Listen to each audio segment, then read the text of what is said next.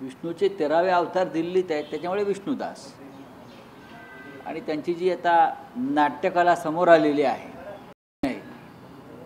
या अभिनय कलेमधलं नेपथ्य, दिग्दर्शन, पडद्यामागची पटकथा हे सुद्धा आता हळूहळू बाहेर येईल. पण आनंद, महाराष्ट्रानं या सगळ्या घडामोडीचा आनंद घेतला पाहिजे. मग एकनाथ शिंदे असतील, त्याने मौलवीचा वेश धारण करून दिल्लीत प्रवेश केला होता अनेकदा, आधी अहमद पटेलला भेटण्यासाठी पूर्वी, त्यानंतर अमित शहाना भेटण्यासाठी अनेक वेषांतरं त्यांनी केली होती असं त्यांचेच लोक सांगतात बरं का. छगन भुजबळ यांनी बेळगावात जो लढा होता आपला सीमा भागात, त्यासाठी वेषांतर केलं होतं आणि महाराष्ट्राला ते वेषांतर आवडलं होतं त्यांचं. आणि त्या वेषांतरात त्यांनी महाराष्ट्रासाठी लाठ्या काठ्या खाल्ल्या होत्या, तुरुंगवास भोगला होता. त्यासुद्धा ते मिया झाले होते आमचे, माहीत असेल आपल्याला. म्हणजे अशा प्रकारे राष्ट्रासाठी, महाराष्ट्रासाठी लोकांनी अनेकदा अशा भूमिका वठवलेल्या आहेत. पण आता या ज्या भूमिका गेल्या 2.5-3 वर्षामध्ये एकनाथ शिंदे, अजित पवार, देवेंद्र फडणवीस, हे नकली दाढी, मिशा, टोप्या बरं का, वेषांतरं करून जे फिरत आहेत हरून अल रशीदप्रमाणे, हे सगळे हरून अल रशीदची पोरं आहेत. ती हरून अल रशीद नावाचा एक होता, तो अशी वेषांतरं करून फिरायचा, काय चाललंय पाहत. त्याच्यामुळे मी जी काल मागणी केलेली आहे की राष्ट्रीय सुरक्षा कशा प्रकारे धोक्यात येऊ शकेल याचं उत्तम उदाहरण एकनाथ शिंदे, देवेंद्र फडणवीस आणि अजित पवारांनी देशाला दाखवलं. बोला ना. राज्यामध्ये तुम्ही जसं म्हणता तुमच्या ह्याच्यात मंत्रिमंडळ नसून नाट्यमंडळ असं तुमचं म्हणणं आहे का? नाट्यमंडळ इकडे मी मान्य करेन, नाट्यमंडळ हे मी मान्य करेन. नाटकाला प्रतिष्ठा आहे महाराष्ट्रामध्ये, रंगभूमीला फार मोठी प्रतिष्ठा आणि परंपरा आहे. एकांकिका असेल, संगीत नाटक असेल बरं का, भारूड असेल. पण हा जो प्रकार सध्या सुरू आहे हा महाराष्ट्राला घातक आहे, देशाला घातक आहे. तुम्ही खोटे बोर्डिंग पास, खोटी ओळखपत्र तयार करून मुंबई, दिल्लीसारख्या आंतरराष्ट्रीय विमानतळावरून प्रवास करता. CRPFची सुरक्षा ही केंद्राच्या म्हणजे गृह अमित शहांच्या हातामध्ये. याचा अर्थ अमित शहानी CRPFला कळवलेलं आहे यांना सोडा म्हणून. असं कधी दाऊदला सोडलं आहे का, इब्राहिमला यापूर्वी? नीरव मोदीला सोडलं आहे का, विजय मल्ल्याला सोडलं आहे का, मेहुल चोक्सीला सोडलं आहे का, टायगर मेमनला सोडलं आहे का, छोटा शकीलला सोडलं आहे का? हा आता अभ्यासाचा विषय आहे, चिंतनाचा विषय आहे ना. CRPFच्या कमांडरला मुंबई आणि दिल्लीच्या विमानतळावर केंद्राच्या गृह खात्याच्या सूचना असल्याशिवाय ही वेषांतरं, बनावट बोर्डिंग खोट्या नावाचे हे जाऊ शकत नाहीत. व्यक्ती जाऊ आम्हाला अडवतात ना.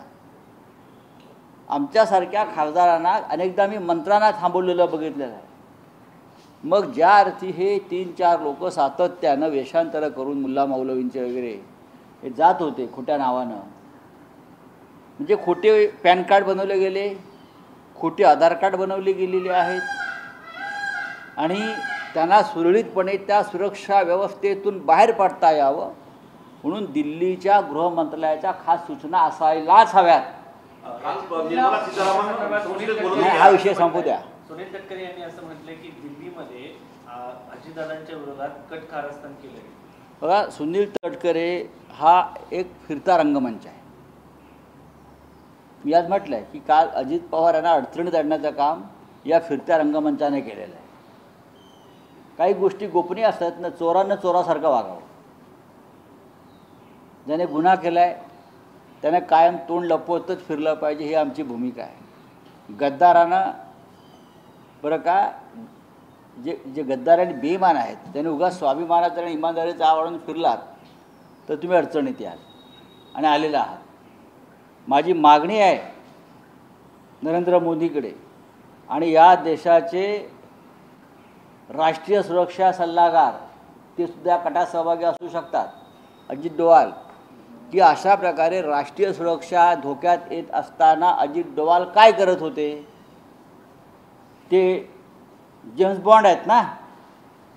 मग जेम्स बॉन्डला हे कळलं नाही का की मुंबई आणि दिल्लीची विमानतळाची सुरक्षा धोक्यात आलेली आहे? जेम्स बॉन्डला कळायला पाहिजे. जेम्स बॉन्डला का समजलं नाही? हा त्यांच्या जेम्स बॉन्डच्या अनेक कथा, दंतकथा मी वाचतो आणि ऐकतो. मग झालं काय?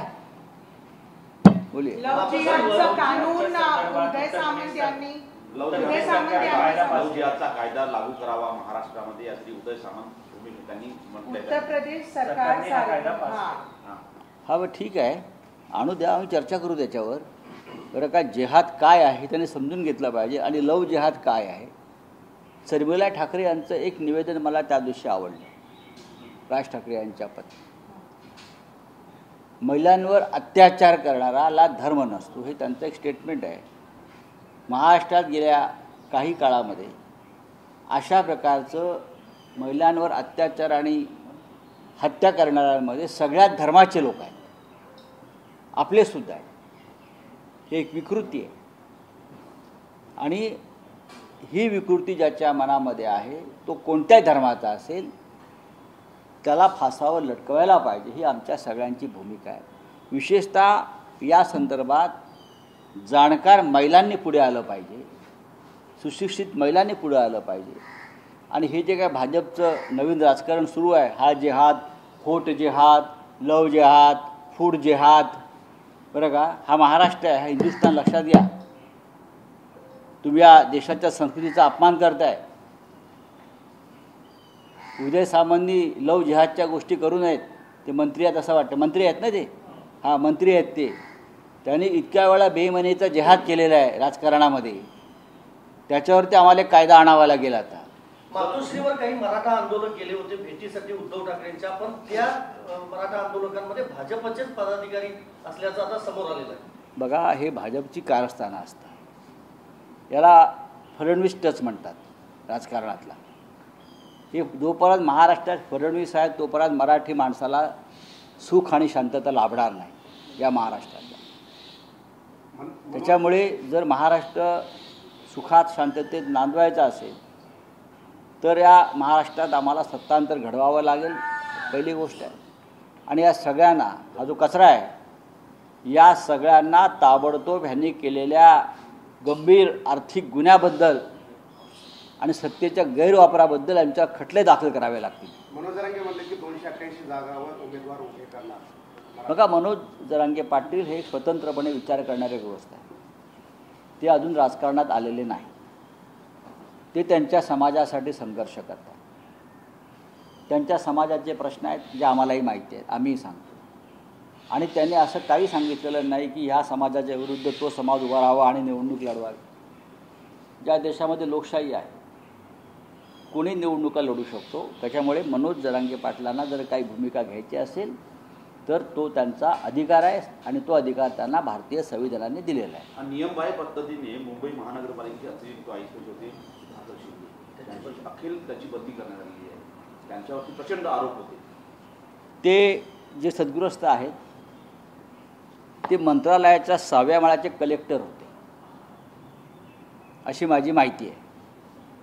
आणि ते कलेक्टर असल्यामुळे त्या कलेक्टरला वाचवण्यासाठी शेवटपर्यंत आटोकाट प्रयत्न झाला. पण ह्या काळामध्ये मुंबईची प्रचंड लूट करण्यात आली. तो हिशोब काय आहे हे मंत्रालयाच्या 6व्या मजल्याला माहिती असेल. निर्मला सीतारामन काल बोलताना म्हणाला की देशामध्ये महागाई थांबलेली आहे आणि आम्ही 12.5 कोटी सर्वांना नोकऱ्या दिलेल्या आहेत. खरं म्हणजे खोटं बोलणाऱ्यांचा विरुद्ध एक जिहादचा कायदा आणावा लागेल. जो सरकार जिहाद म्हणतायत ना, हे सरकार ज्या पद्धतीने बेमालूमपणे खोटं बोलत आहे, विशेषतः देशाच्या अर्थमंत्री, तर असा एखादा कायदा, मंत्री जे खोटं बोलत आहेत, असा एखादा जिहादमध्ये कायदा येऊ शकतो का? लव जिहाद, फूड जिहाद, फॉल जिहाद, ते पाहावं लागेल. सुपारीबाज म्हटल्यानंतर मिटकरीच्या गाडीवर हल्ला झाला, त्या हल्लेखोराचा हृदयविकाराच्या धक्क्यानं मृत्यू झाला. पण आता दुसरीकडे शब्द जे आहेत त्यांना स्टेपनी पास म्हटलं जातंय. राजकारणातला दर्जा घसरतोय सर. महाराष्ट्रातला राजकारणाचा दर्जा देवेंद्र फडणवीस हे राज्याचे मुख्यमंत्री झाल्यापासून घसरला गेला. या राज्याची संस्कृती, संस्कार, अभिरुची ही आम्ही अनुभवलेली आहे. आम्ही अनेक वर्ष राजकारण एक विद्यार्थी म्हणून पाहत आलो, एक राजकीय कार्यकर्ता म्हणून पाहत आलो आणि प्रत्यक्षतः सहभागी झालो. यशवंतराव चव्हाण असतील, वसंतराव नाईक, वसंतदादा पाटील, विलासराव देशमुख, बरं का, बॅरिस्टर अंतुले साहेब, मनोहर जोशी, शरद पवार, बाळासाहेब ठाकरे यांनी एक दर्जा राखला राजकारणामध्ये. पण मोदी शहांच्या डर्टी पॉलिटिक्सनं महाराष्ट्रामध्ये डर्टी पॉलिटिशियनना जे सत्तेवर बसवलं, त्याच्यामुळे या महाराष्ट्रामध्ये भाषेचा, संस्कृतीचा सगळाच दर्जा घसरत गेला. महाराष्ट्रात विषाचे प्रवाह निर्माण करण्यामध्ये भारतीय जनता पक्षाच्या या 2-4 नेत्यांचा फार मोठा सहभाग आहे आणि राज्याच्या इतिहासात यांची नावं काळ्या कुट्ट सायने लिहिली जातील. काल सर अनुराग ठाकूर जे बोलले त्यानंतर राहुल गांधींनी म्हटले की त्यांनी मला शिवी दिलेली आहे. बघा, राजकारणात शिव्या खाव्याच लागतात ना. जो उत्तम काम करतो, महात्मा फुल्यांनाही शिव्या खाव्या लागला. जेव्हा ते समाजासाठी उभे राहिले एका विशिष्ट, तर महात्मा फुले असतील, प्रबोधनकार ठाकरे असतील, कर्मवीर भाऊराव पाटील असतील, अनेकांना, पेरियार असतील, जे समाजासाठी उभे राहिले शोषित, त्यांना शिव्या खाव्या लागल्या आणि त्या शिव्या सहन केल्यामुळे समाजाला न्याय मिळाला. रवींद्र वायकर यांच्या महाराष्ट्र सरकारमध्ये त्यांना त्रास होतोय म्हणून त्यांनी ते मुख्यमंत्र्यांना पत्र लिहायला लागले. सत्ताधारी पक्षाचे खासदार आहेत आणि त्यांना खासदार हा सत्ताधारी किंवा बिनसत्ताधारी नसतो. इतरही खासदार तिथे राहतात. मुळात रवींद्र वायकरांना मी खासदार मानत नाही.